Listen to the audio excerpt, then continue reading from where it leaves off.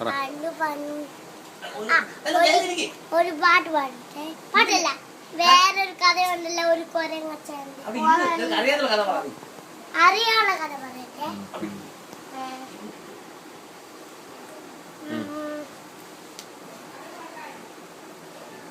ഈ cake 8 inch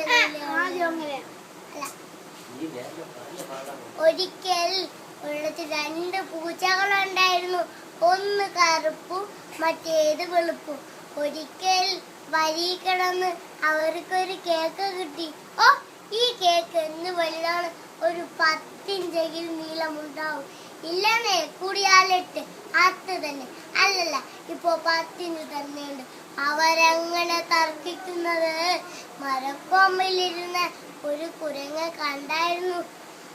അമ്പര, നല്ലൊരു cake! ഈ മണ്ടന്മാരെ പറ്റിച്ച് എങ്ങനെയെങ്കിൽ മഹത്താക്കണം.